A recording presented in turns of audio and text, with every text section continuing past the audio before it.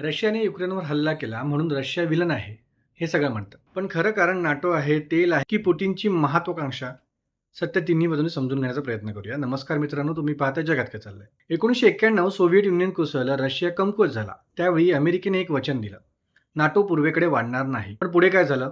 1999 मध्ये Poland, check Republic आणि Hungary नाटोमध्ये आले. 2004 मध्ये बाल्टिक स्टेट्स आणि रोमानिया, बल्गेरिया नाटोमध्ये आले. रशियाच्या दारापर्यंत नाटो पोहोचलं. रशियाने सांगितलं की हे आमच्यासाठी एक्झिस्टेन्शियल थ्रेट आहे. कोणी ऐकलं नाही. आणि 2014 युक्रेनमध्ये रशियाचं फ्रेंडली गव्हर्नमेंट पडलं. प्रो वेस्टर्न गव्हर्नमेंट आलं. युक्रेनने नाटो मेंबरशिप मागितली. रशियाने क्रिमिया घेतलं आणि फेब्रुवारी 2022 रशियाने संपूर्ण युक्रेनवर हल्ला केला. पुतिन म्हणाला की हे नाटो एक्सपान्शन विरोधात आहे. अमेरिका म्हणाला हे पुटिनचे एम्पायर बिल्डिंग आहे.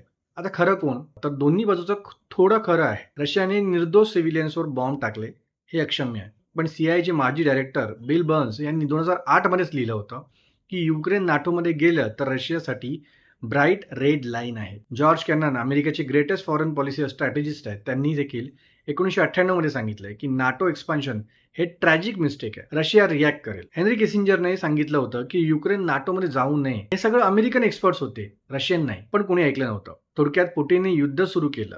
हे पूर्णपणे चुकीचं आहे. पण अमेरिकेने डेकेड्स पासून रशियाला कॉर्नर केलंय, हेही तेवढंच सत्य आहे. आता कॉर्नर केलेला कोणीही असो, मग तो एखादा प्राणी देखील असेल तरी तो हल्ला करतो. हे जिओ पॉलिटिक्स आहे. या युद्धात एक पक्ष विलन नाहीये. दोन्ही बाजूंनी चुका झाल्यात. किंमत मात्र युक्रेनचा सामान्य नागरिक मोजतोय. याबद्दल तुम्हाला काय वाटतं कमेंटमध्ये नक्की सांगा आणि पाहत राहा जगात काय चाललंय.